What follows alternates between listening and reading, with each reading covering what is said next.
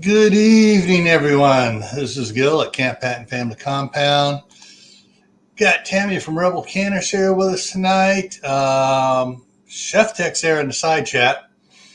And tonight I'd like to welcome you all to the Monday Night Fireside Chat. Tonight's topic is going to be canning frozen foods.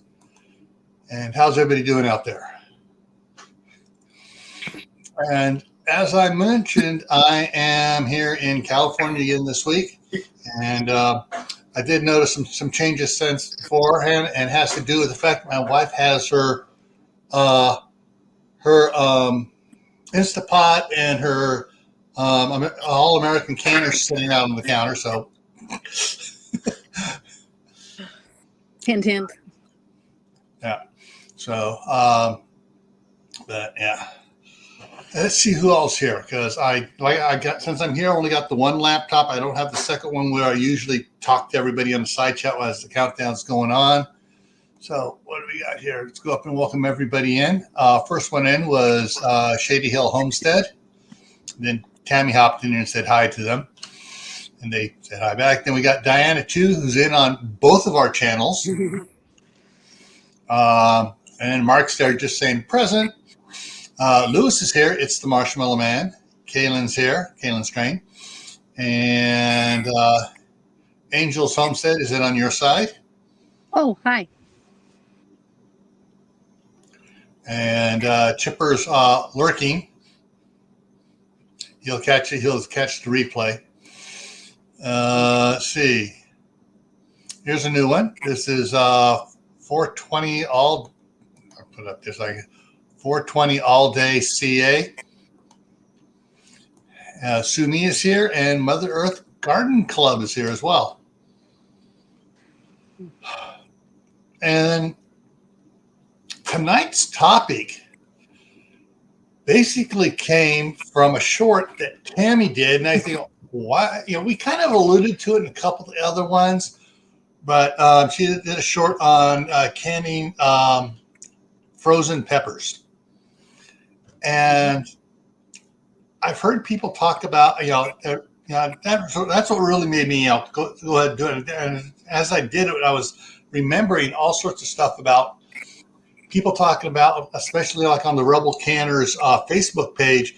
Oh, I got all these tomatoes. What do I do with them? Half the people saying, besides just plant up canning, I don't have time to can it. What do I do?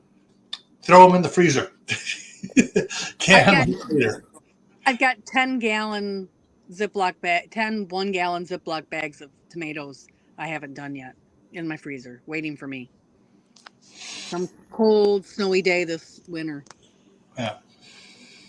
And I've heard people talking, it's been a while since I actually had thought about this one they get a bunch of corn and they just quick blanch it and toss it in the freezer. Mm-hmm. And here comes Mark. And so, a lot of people, don't realize that, you can can a lot of stuff. And we're going to go over, I got one slide I think, for this. And actually, so let's go ahead and bring that one up here. So let's hop over here and go to the next one. So what frozen foods can you can? Can you and can you not can? All meats. I think all the ingredients, all meats. Yeah, you can if it's you can can it even no matter it's what on it. You just have to bring them back to room temperature to start. So anything that you want to can frozen, you have to be able to thaw it and bring it back to room temperature to start. All right. And Tammy and I were talking beforehand. All frozen vegetables? No. Well, technically you can, but you're going to have. Yeah, you're going to have baby food. Yeah. And that was how we're talking about leafy greens, whether it's, spinach, kale. I just thought, I forgot. There were several other ones that I had when I was looking at. Yeah, chops, all the different types of chard. But there are a bunch of other ones that people they grow, they pick it, they eat it. You mean besides can I can fresh bib lettuce and have it taste the same when I open the jar up? Well, No. it may taste.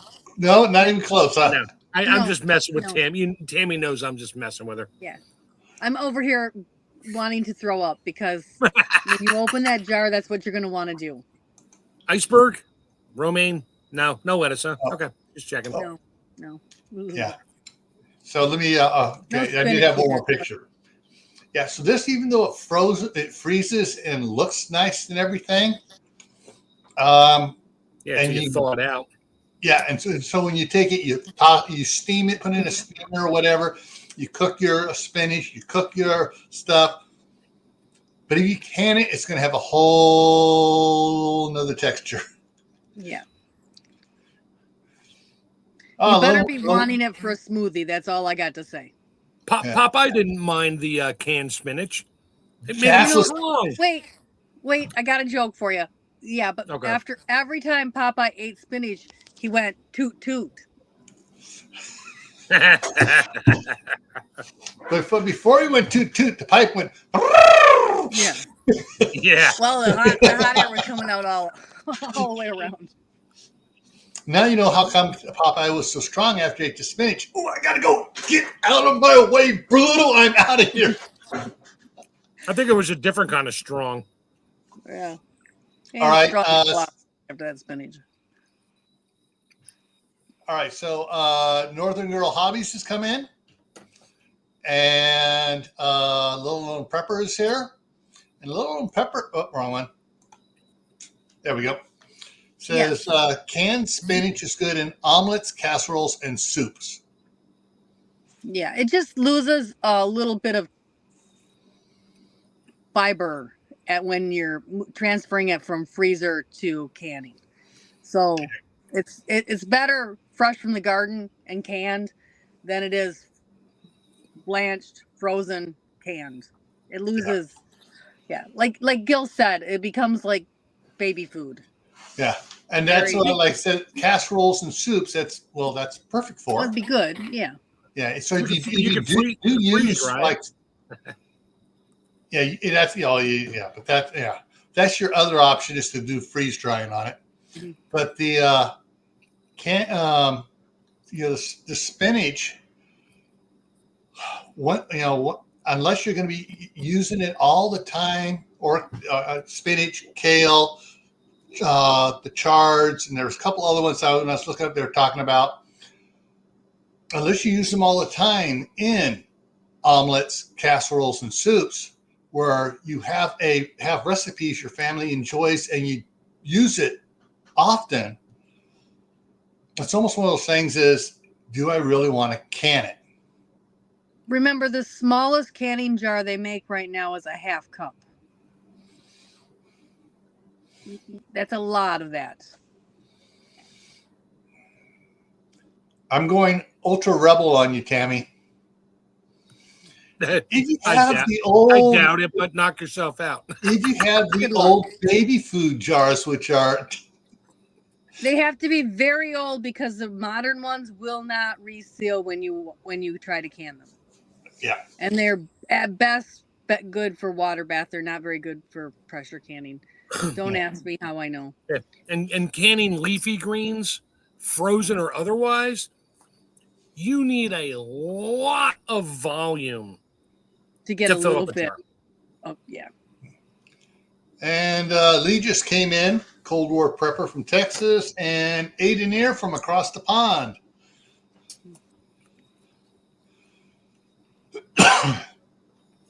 All right.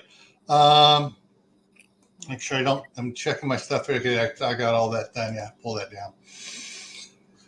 And some people are, looking at some of the things that someone else was talking about canning frozen foods, and someone asked the question, why? Well, two things popped to my mind. Tammy, what pops to yours? So my uncle lived in Florida. He lived very close to a restaurant, and they had a 2-week power outage. So after 3 days, they were giving everything in their freezers away.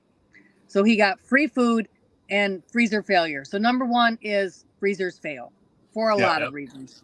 Number one, freezers fail. That's my first thought. But you also hit the second one there. In a way, he was getting it for free, but sometimes you'll find at Costco, Sam's Club, even Aldi or Safeway, you'll find sales on frozen foods. Well, that's why I canned ostrich. We had a grocery store here that they would take anything that was about to hit the day before the expiration date or the day of the expiration date.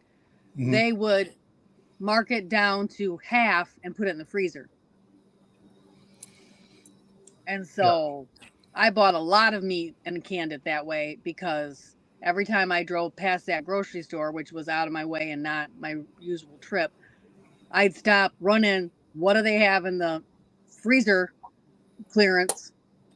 And I'd buy them out. Yeah. And sales is probably the best way to make your dollar go farther. I just picked up some roast today. I went into Sam's Club and they had roast on clearance.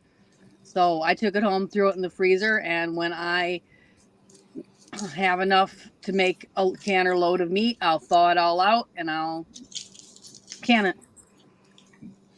Now I got a question on when it comes to pot roasts and stuff.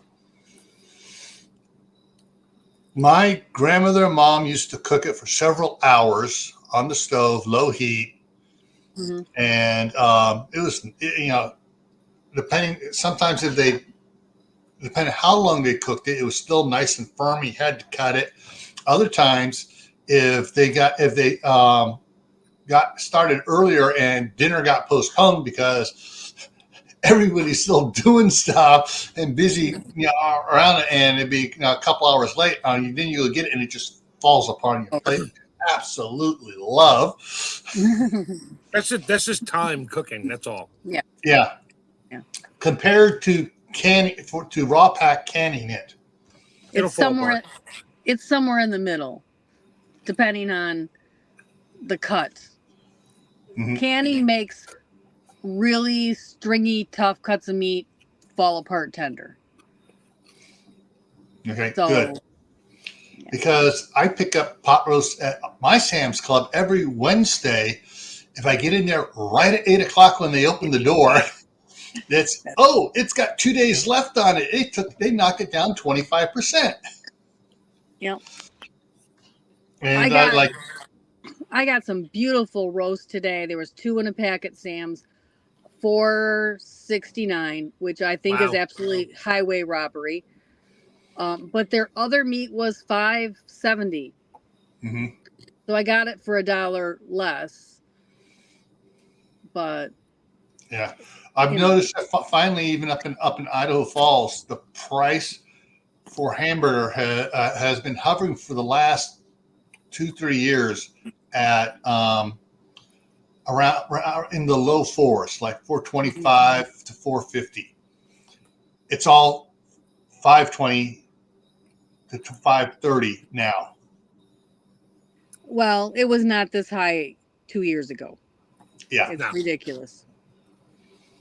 So the one thing what I did is, since I've been stocking up on whenever I see the pot roast on sale, I've been stocking up. I get the one chest freezer full of meat,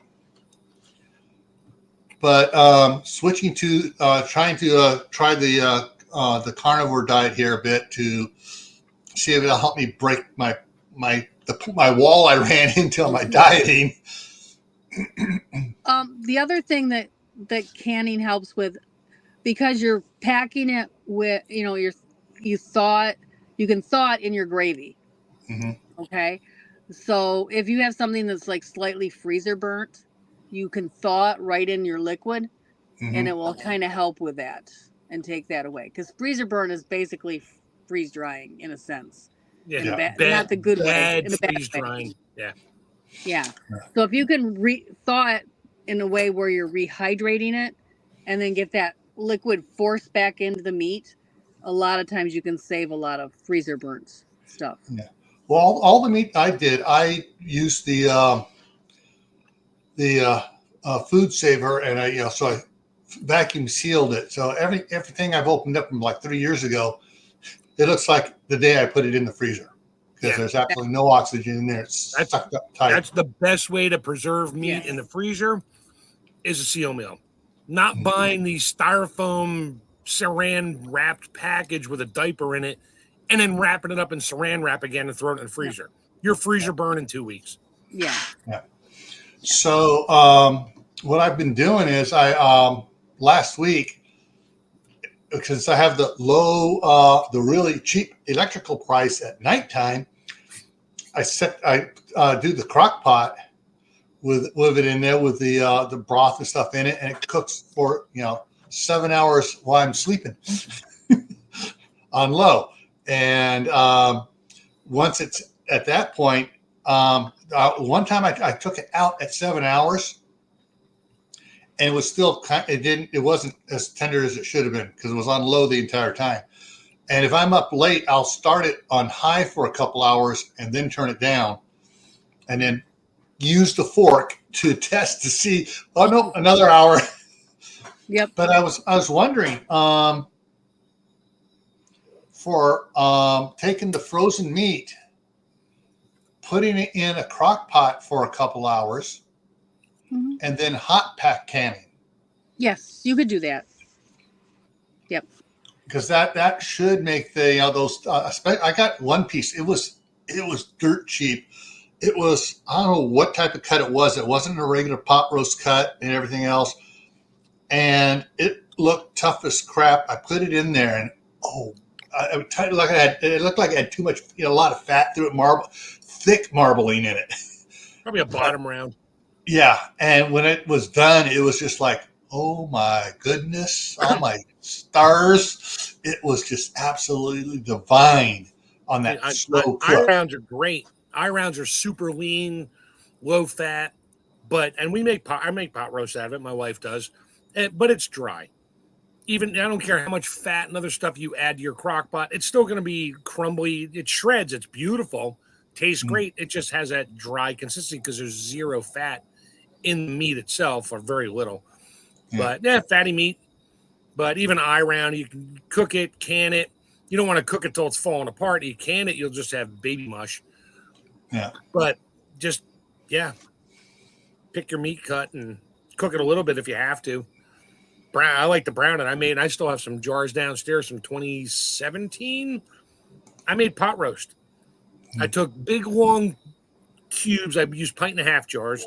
It's like 1.5 or 2 inch by 2 inch by 6 inch long pieces of eye round. Browned it in a cast iron. Didn't cook it, just browned it. Put it down in a jar, threw in a bunch of baby carrots, a couple pieces of potato, some onions, and filled it up with beef broth and canned it. They're still down there. My buddy, he comes over here, he's like, got any more of that pot roast? He's been eating it for years. I don't eat it. I'm like, there's 2 jars left. Well, I'll just take one. It's like, dude, just take them both. Bring me my jars back. I don't care. But he loves it because it's not gravy. It's still the broth. He'll throw it in a pot, heat it up in the pot, and then just add a little flour or cornstarch to it to thicken up the gravy. It's like it's meal in a jar. That was my goal back then, and I did that. So, but it's super, super falls apart, tender, because you pressure cooked it. Yeah. Yeah. Okay, sorry, I just ran on there. You both are staring at me like, shut the hell up, Mark. You just reminded me of something. When, like last week when I was doing it, I was saving, the first pot roast I did, I poured in a quart of the beef broth in on it, and then I added dehydrated onions, and then I added dehydrated or garlic powder, my salt, that stuff to flavor it. And what was weird is it had it smelled and tasted like there were carrots in there, but there weren't. And at least how I always remember pot roast smelling and tasting like carrots. My mom put a couple carrots in there and chunks of celery and stuff, but there was no carrots in it, but it had that same aroma flavor to it. Mm-hmm. Well, I've been reusing that, and I drain off all the liquid, put it in an old ice cream tub, toss it in the freezer.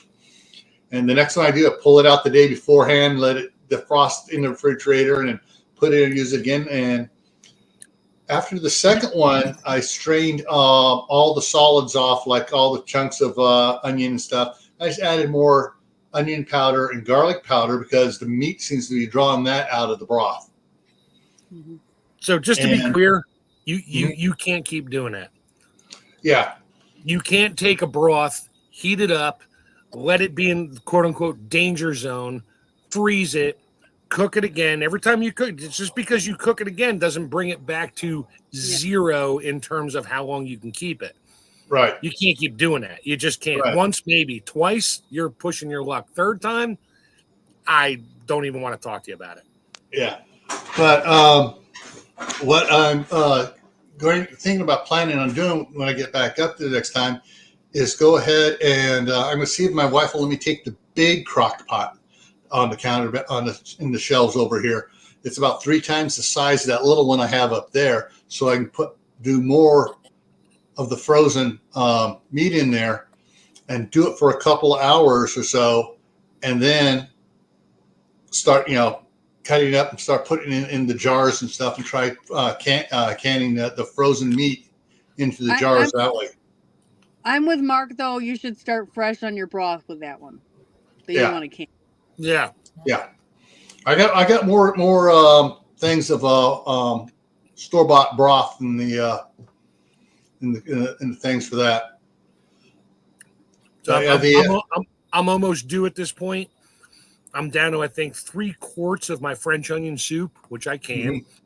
Mm-hmm. I got to go buy the beef bones, roast them, make my bone broth, and then I do all my onions and that in a big cast iron Dutch oven on the stove. Add my wine, add everything. I make it the way I like it. Pack them, jar them up in quarts, can them up, whatever the time is on broth with onions and that. It's probably like, I don't know, 60 or 70 minutes a quart. Yeah, 60 for soup, as long as it's 50-50. Yeah. And I do that, put them on a shelf. My wife makes, we'll do pot roast. She'll brown her eye round, bottom round, round, square round. It doesn't matter the round. Throw it in the crock pot, and she'll go get me some soup. And I go grab her 2 quarts of French onion soup. She pours it in there, covers it up, forgets about it. And it's great. I don't re-can that because it was already canned once. Yeah. You can't keep canning the same thing over and over again and expect it to stay fresh and perfect forever, because eventually it breaks down. Yeah, it doesn't break down. You'll get bacteria growth. There's always bacteria growth, and it's a matter of time over temperature and stuff. And I can get into. Well, I think we talked about that in one of your previous episodes. Yeah, but you can't. 4 hours is in danger zone. Yeah, you can't. Yeah, you can't get rid of the bacteria just by cooking it all the time. You may get rid of the living bacteria, but it's the corpses that'll get you. Yeah. Not the core. Oh, zombies! Oh no, zombie broth. Mm-hmm. Zombie broth. Yeah. Yeah. Or as we like to call that, the trots. Yeah. Yeah. So yeah, because I'm trying to, all the meat I have in there, I'm working it down. Just cooking the skirt steaks, but I got a bunch of the big chunks of meat that were ridiculously low back in 2020, and I seal mealed all those. So I'm gonna try cooking it. If she lets me take the big crock pot, then I can cook up a bunch of the, partially cook it and then can it, so it should fall apart the way I love it. Because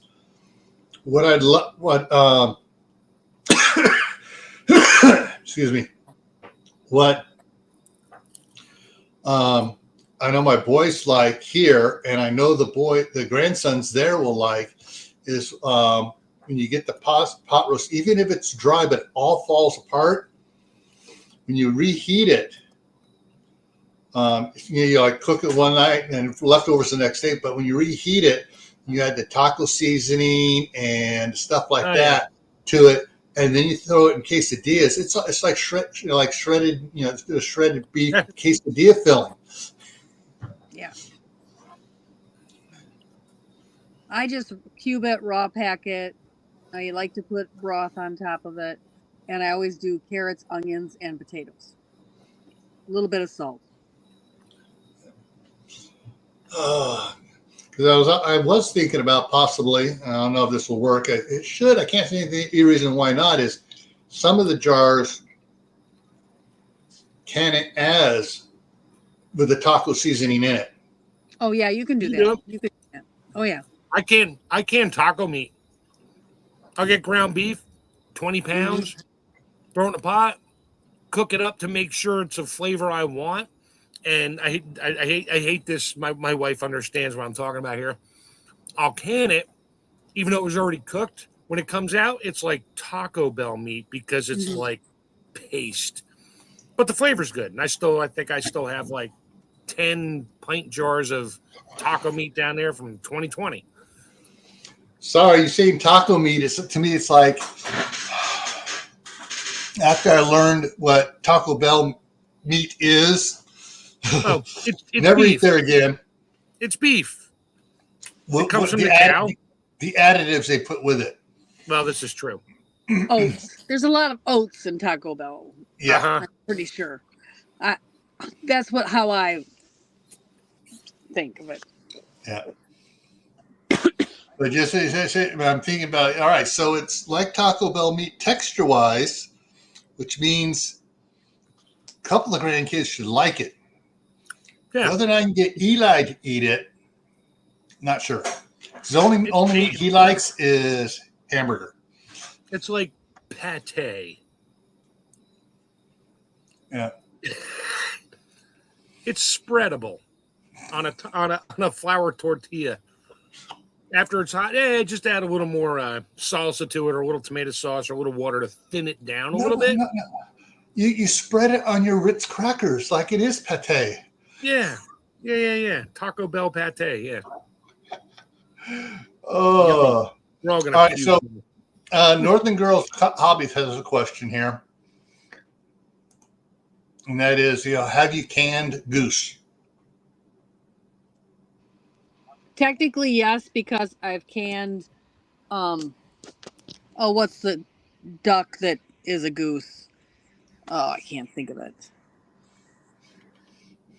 Oh, it's going to drive me crazy now. Technically, I have. Yeah. I have cooked goose for Christmas, and I think I canned that too. So probably I have. But yeah. No, Muscovies. That's what it is. I've canned Muscovies, which are a goose. Yeah. They're somewhere in the middle there. And Took by V's here.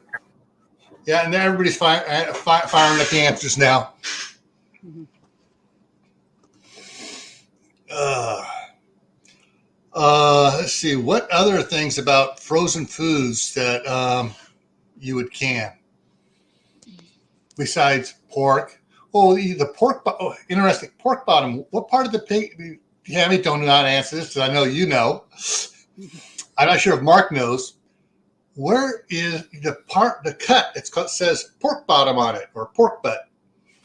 Where's it come from? Not the butt. And the cut that says ham. Where does it come from? Front quarter. So the pork butt is from the shoulder. Mm-hmm. Yeah. The ham is the butt. It's the upper butt. It's the upper butt. Yeah. It's the upper leg there, right at the butt there, the back portion there. That's what that is.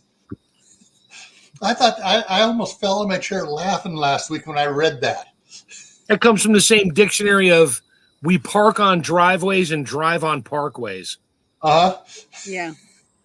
Well, the etymology of those two actually makes sense if you look back historically. Well, you can in jars and you jar in cans.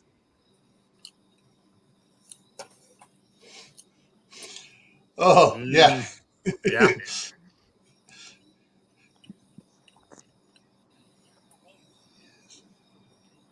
And can you use goose grease to cook with? Oh, yes. Sure. Yes, you can. Yeah, it's higher quality than chicken smolts. Yes. And Glenn's here. How to garden? What's up, Glenn? So, and you can also use goose grease to, That's weird. Now, I know. Man, Harry I have just a came text in. alert of a emergency. One of those emergency alerts.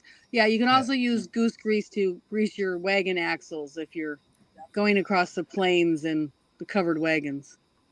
Yeah, you don't want you can use pig grease, but you might get trichinosis after the first 10 miles. Yeah. Okay. Question dealing with the greases and stuff. I know when I was young, we would save the bacon grease in a little in the can off on the counter. When my grandmother was going to cook with it, she moved that can over onto the back of the stove where the oven vent comes up, because sometimes she'd be cooking something in the oven before she was going to need grease on the stovetop. Thinking along this way for long terms, back the way, if they had freezers back then, would it, all right, so this is the prepper side of me talking here, thinking for disasters and stuff long term. Saving all your grease, whether it's lard or tallow, keeping it in separate containers, tossing those containers when they're pretty full into the freezer until you have a lot in there that's, quote, safer because it's been frozen. Then taking all that and then rendering down any extra lard, the extra pig fat and stuff, or the cow fat, and getting your good tallow and your good lard, and then canning it for long-term shelf life. Is that a good idea? Yeah. I do that, and I also have done it just to make soap out of it. So I probably have 14 quarts of beef tallow. After I pressure cook the bones, all the fat comes off. That goes in another pot. It gets rendered out like 2-3 times to make sure I get all the moisture and bits out of there. Run it through a strainer or a nice cheesecloth, and it's probably about 250 or 300 degrees. I'll strain it right into a quart jar, put a lid on it, ring it, done. It seals. It was hot. There's nothing alive in there. It's dead. And I've got jars on the shelf. Go ahead, Tammy. You can do that. I actually go one step beyond because I want long-term storage. And so I actually process mine, leave an inch and a half of headspace, and I process mine the same time as meat. So if I'm doing a quart, I do it 90 minutes. If I'm doing a pint, I do it 75 minutes. And I will actually process them in the pressure canner, just like I do meat. Yeah, I should. And then you don't have to. You do not have to. You can put it right in the container and put a lid on it. And you don't even have to heat it up and do it. But every time I do that and I follow those instructions, I get mold on it. I don't know why. It was something in my house that I owned before I lived here. Everything molded. I think it's because the house had an indoor pool. So everything would mold. So I always just went ahead and went the extra step and processed it. See, I cook my beef tallow down so much. I mean, I leave it on low and slow for hours and hours, and it'll eventually stop making the popping sounds, which is moisture leaving. And then I'll run it through. I have these, I'll just call them high quality medical cloth, which is not gauze, but it's sterile, and it doesn't matter. I'm putting 300-degree fluid through it. It kills whatever's on there, and it's finer than it's like a coffee filter. Coffee filter is actually too fine. I've done that before. It strains everything out, and I put it back on the stove again, and I'll get it. So my beef tallow is actually like when you put it in a jar, it's like golden, whatever color. When that stuff hardens up, it is ultra white, like the background of your computer screen. Yeah. I mean, it's white gold. And I have yet to have anything mold over. No, I don't have an indoor pool here. And but I mean, I'm quick about it. But I put my stuff together and make sure it's nice and dry, no moisture in there, no water, no any added anything. And it's just white gold. And I got jars of it. I mean, I probably have a couple jars in my computer room that I moved in there years ago because they were in the way. They're still sitting in there. They're fine. They're not down on a shelf in my basement with the rest of them, but I know where they're at. Great for biscuits. Yeah. Now, Mark, when you get the beef bones and stuff like that from the butcher, do you get chunks of fat from them as well? No, I literally go in there and say, give me 40 pounds of bone. What do you got for bones? Oh, we got leg bones, shin bones. I've gotten rib bones and just the bones, no meat. I mean, I don't want the ribs, because they already scraped all the meat off of it except for what's between it. I'm like, run them through the bandsaw for me. Give me 2-inch pieces. And they know. And they'll frozen because they got them bags of frozen stuff in the back. I hear the saw running for 20 minutes. They bring it out in more bags. I just throw it in the cooler, take it home, let them thaw out, throw them in the pressure cooker. Or actually, I'll roast them first to get them brown, almost burned, so you get that nice dark bone broth. And I'll roast them, even that fat. Everything goes in the pressure canner cooker. And I will run that thing for probably 2-3 hours just to make sure I got every bit of moisture flavor out of there. Comes out, let it settle for a while, strain it, skim all. I'll put it in another pot, let the grease settle, get as much grease as I can off, and some of the liquid comes with it. And I'll get all the grease off. That goes in another pot, gets back on the stove, start cooking it. And then the beef broth, whatever's left, the bone broth in that, yeah, that gets hot packed in jars, and I'll process that in quarts for, I don't know, 60 minutes, whatever soup time is. And I'll process that, and I got quarts of beef broth. And after they sit for 6 months, the whole bottom has this super fine sediment on it, which is the bone. It's the calcium. And but before I use it in gravy and that, I just shake it up. I don't leave that sediment in there because it's all good. I just shake the hell out of it and dump it in my soup, and you'll never know it's there, except it's good for you. All the collagen, all that. Oh yeah. I when I was still eating a lot of bacon, and we ate a lot of bacon in our house, I always had a thing on the stove where I'd put my bacon grease. If I didn't use it to cook with, whenever I went camping, put the lid on, take that bacon grease with me. Always condition all my cast iron on the campfire with it. Oh yeah. When I go camping now, I'll probably have to buy some in order to condition the cast iron. Oh, that's right. You're not eating bacon anymore.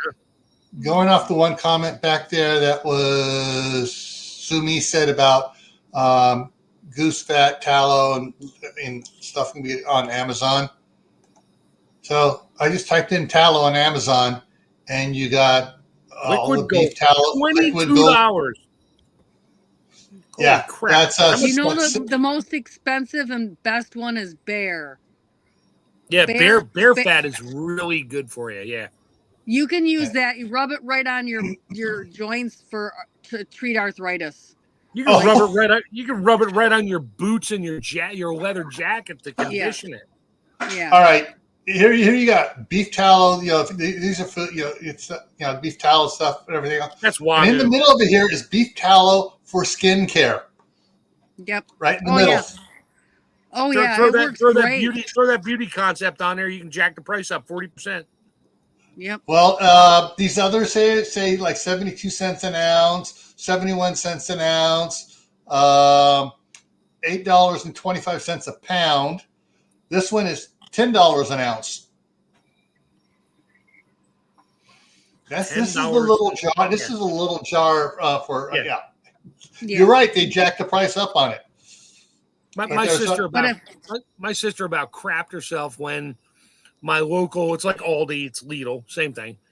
They had butter for $1.39 a pound, like 3 years ago. I went in there and said, "How much butter you got in the back?" They're like, "We have tons." Literally, I was like, "So would you be upset if I bought like 4 cases of 36 pounds?" They're like, "No, just let us know. We'll go get it for you." I'm like, "Okay, I'll be back tomorrow morning." Went in, bought 4 cases, came home, made nothing but ghee, and I got salted and unsalted. Mm-hmm. Made ghee, and I'm still using it, which there's nothing wrong with it because I processed it. And my sister's like, "Oh, I love ghee. I buy it all the time." I'm like, "What are you paying for that little jar at your store?" "Oh, $12.99 or $8.99. I'm like, "It's literally a pound and a half of butter melted down, fat solids removed, and it's just the fat." I gave her a couple jars. She's like, "What do I owe you?" I was like, at this point, the comedy is good for me because you're paying so much for this. I literally paid for this jar of ghee. It maybe cost me $1.50. No. I'm like, yeah. And I'm still using it. Salted, unsalted, doesn't matter. I got stuff out at the cabin. I grab it and use it all the time. It's great. Yeah, I know. Vegetable oil for seasoning. Oh, no.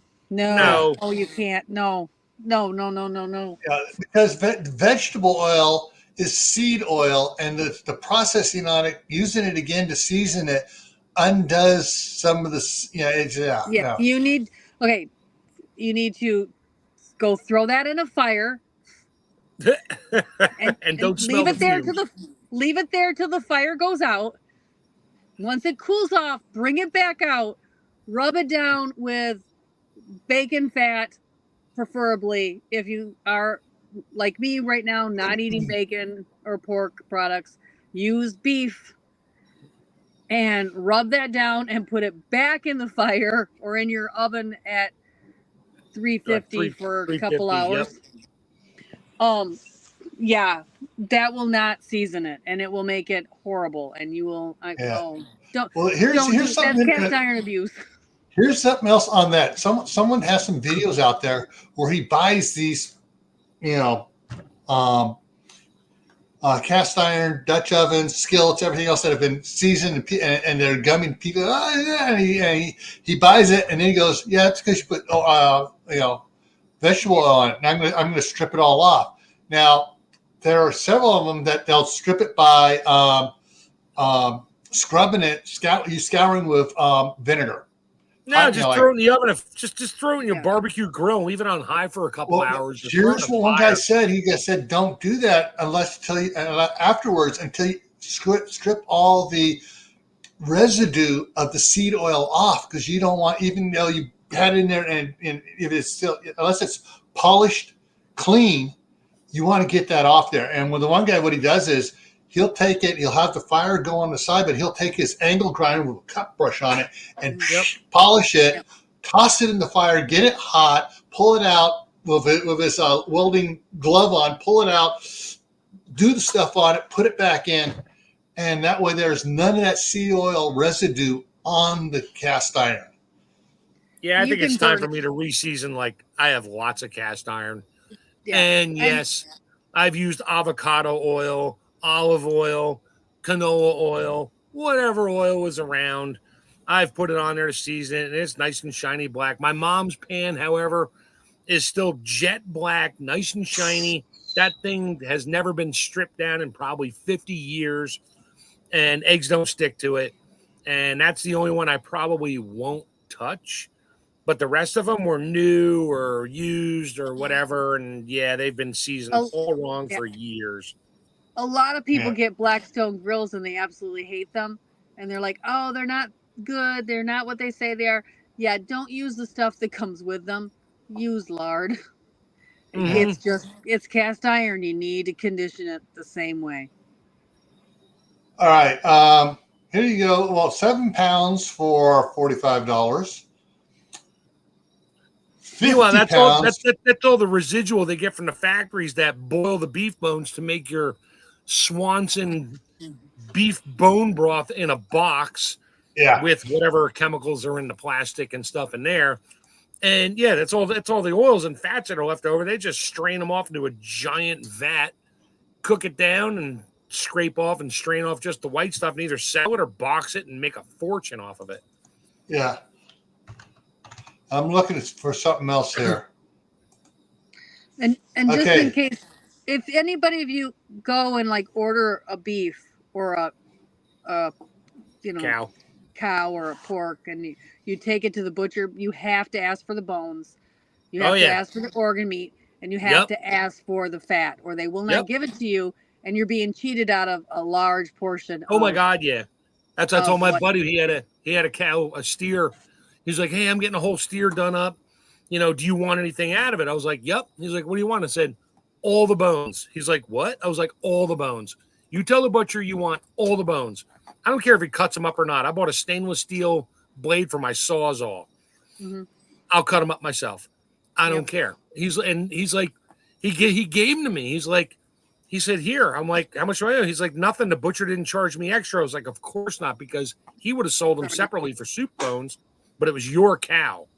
Yeah. And I should have asked for the fat, but because I know there was a lot of fat that got thrown out. Or at least the leaf fat. Yeah, the leaf fat. Yeah. Oh, I don't care if it's leaf fat, whatever fat. I cook it all down. I know, but the leaf is so much easier to cook down, and it's so much.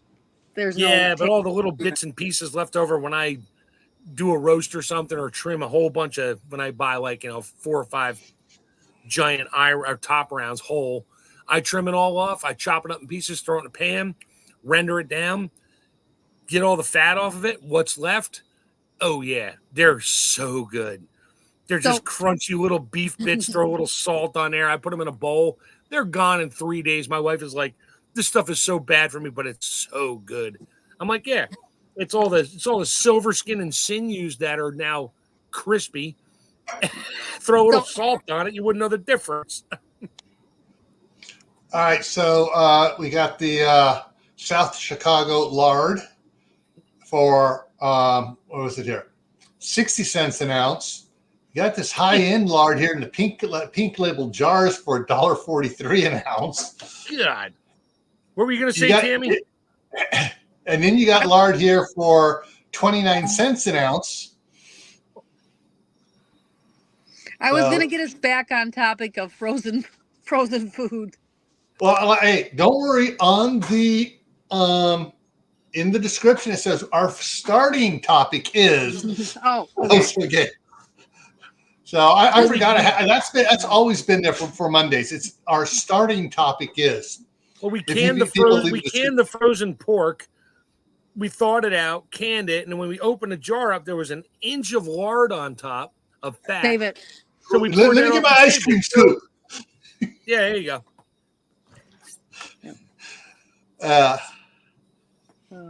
You know, a trick is, since the jar is sealed, put it in the refrigerator for a little while upside down, so all the fat freezes on the bottom, and you can pour everything out, and it's in the bottom of your jar when you're done.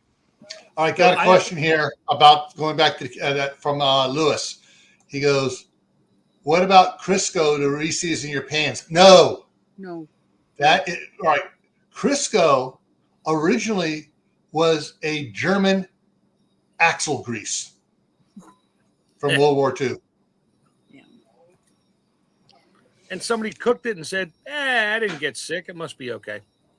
And but it was vegetable, because they were having problems getting petroleum. They were making vegetable grease, vegetable oils for the engines. Mm-hmm. Mother of necessity. And so that's where Crisco came from. And then, of course, the process got refined a little bit, which meant they refined the oil some more, and then they refined it and changed. Mother says Crisco makes good candles, not much else. Yeah, it's about it. My mom's pie crust recipe was Crisco. I figure once a year at Thanksgiving, it's not that bad to have Crisco. Oh, but get the butter flavored Crisco. There's no real butter. There's no real anything. Oh, sorry, had to go there. I did. So I go there. I do that. Here's a trick I learned Thanksgiving a long time ago. When you're boiling down your beef and bones and things, not in a pressure cooker, or even after the pressure cooker, you pour it in a pot, you bring it back to a boil, you let it simmer or let it calm down. All the fat floats to the top, and you're sitting there chasing around the fat with a ladle, trying to get as much fat as you can. Here's a trick. I got to do a video on this. Take your big ladle. You stir that pot round in circles until you get this wicked vortex going, and it's sunk down in the center. When you do that, get the ladle out of there quick and watch it for a second. All the fat goes to the center of the centrifuge, so to speak. Now you take your smaller ladle and you just push it down in the very center of it, and you'll be amazed how much fat you can get off, how quick. And then at the end, when you're done doing that a bunch of times, you start getting a little broth with it, which is fine. You look at it, you'll have the little oil slicks of fat on top, not a whole pool covering the whole surface. I got to do a video on that. I've been doing that for years. My wife's like, "That's so cool. Why don't you tell people that?" I'm like, I never really thought about it.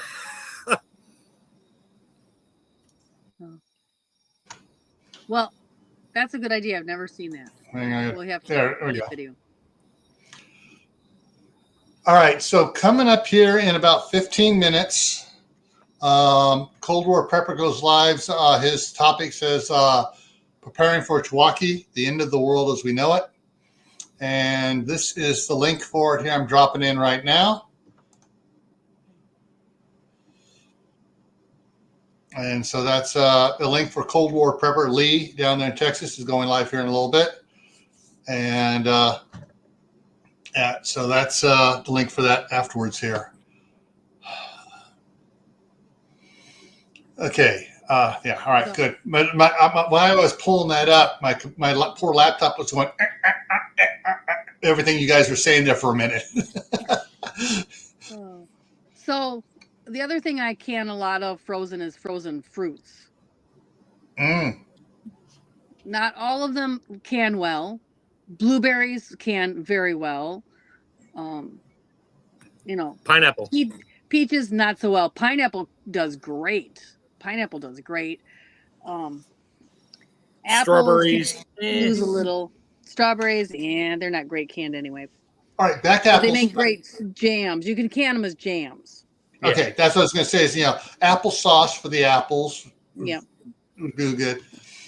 Now, we at one time had bought several of those big bags of frozen strawberries from Costco, and it's like I'm thinking here. All right, when we get the strawberry patch going up there, and actually, probably this next spring, I'm going to plant in the ground strawberries around some of the fruit trees up there, and then just cover it with straw for it winter over. Because I think in those IBC tote planter beds, they just don't like it. But those frozen ones, once we have fresh ones come in, I think we're just going to pull those out, defrost them, and can them for jam, make jam. Yeah. So the thing about frozen fruit from the store, they don't talk about this. The freezers that these things are stored in are at 60 or better below zero. So you don't get much frost. They put it in the freezers at the store, out in the front of the store. They're at maybe zero. You bring it home and throw it in your freezer, aside from the partial thaw you get on that trip. You put them in your freezer, which is maybe 10. Mm-hmm. Within weeks, they're frosted out and freezer burned. So if you're going to buy frozen fruit in the store, either open a bag up and put them in a vacuum seal bag to minimize. You're not going to eliminate because there's a lot of airspace. The fruit won't crust flat. You're going to have air gaps in there. You will slow that process down in your freezer if you seal and meal them or use them within a week or so. Don't go buying 10 bags because they're on sale and throw them in your freezer, because when you open it in 6 months, it's going to be a pile of snow and icky, not so freeze-dried strawberries, which taste like crap and taste like everything that was in your refrigerator or freezer that might have been opened, like garlic, meat, beef, you name it. It'll pick up all the flavors on it. So that's great about frozen stuff. Bananas, same thing. Yeah, you can make monkey butter out of frozen. That's what I was going to say. Monkey butter, as long as you want them a little on the green side. And when I throw my bananas in the freezer, I tend to have them more on the overripe side for banana bread. But you could can banana bread. Oh, yeah. Imagine that. Mm-hmm.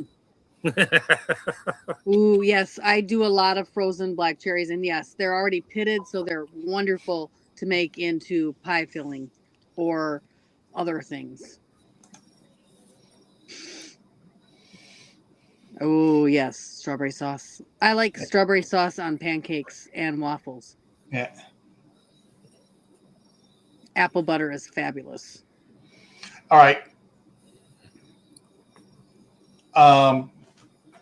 Just thinking here, I know what back, however many, 4 months ago, 5 months ago, when we were doing the jams, jellies, and butter one. Yep. We talked about blending different flavors together for some of them, and I had a nice list up there, a bunch of really unique ones.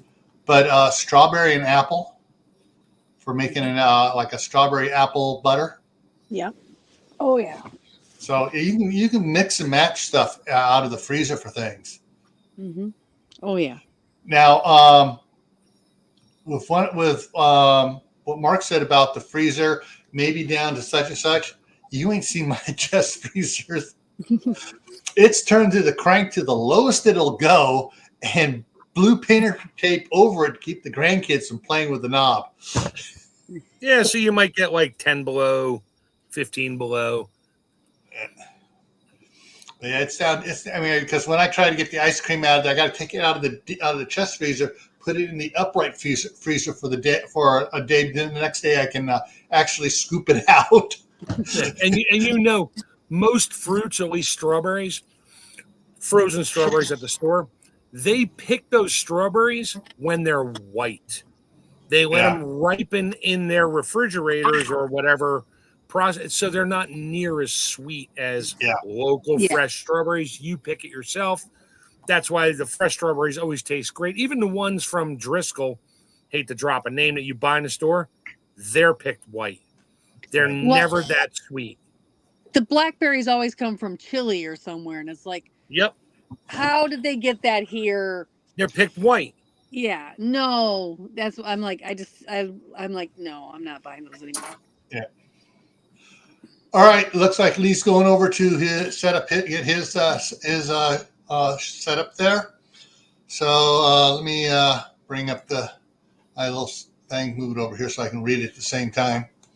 So coming up here tomorrow on Gray Man Prepping, the topic is inspectors gadgets. We're going to talk about all sorts of gadgets for prepping, and hopefully I'll bring us some gadgets you didn't know were available.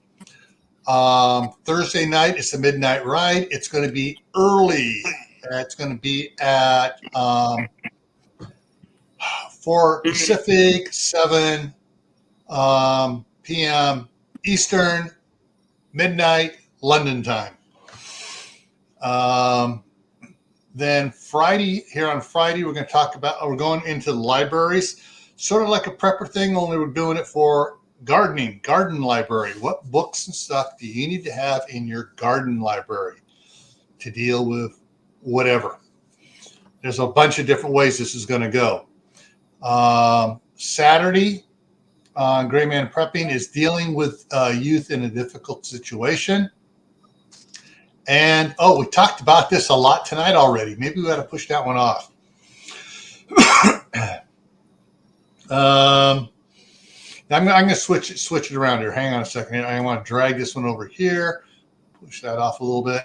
And so we're going to talk about food handling sanitation next Friday. When's that? Next Monday? Next Friday. Next Monday. Yeah. Yeah, next Monday. Monday. Yeah. Okay. And so that's what's coming up here in the next week. Farmers market still going on, Tammy? Yes, and I'm babysitting, so I'm sorry. Oh, crap. He's so cute. He laughed at me today, and he rolls to get wherever he wants. He can't crawl yet, so he's rolling everywhere. It's kind of fun. I can't remember which one of ours was rolled for quite a bit till it's like, oh, this is faster to scooch. He gets up on all fours and he rocks, and then he's like, doesn't quite have his legs coordinating with his hands, and he just collapses, and then he just goes sideways, and then he's there. Yeah, one of ours I can't remember which one it is. It was Alex or Megan frogged. Nope. Yep. Right on the belly, just. Yep.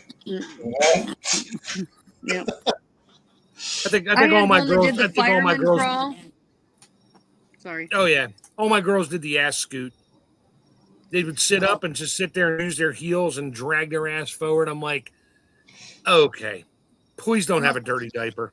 I had one that did the fireman crawl. He just take each arm, boom, boom, and just use his arms. Just his legs didn't even move, and he just drug himself by his arms.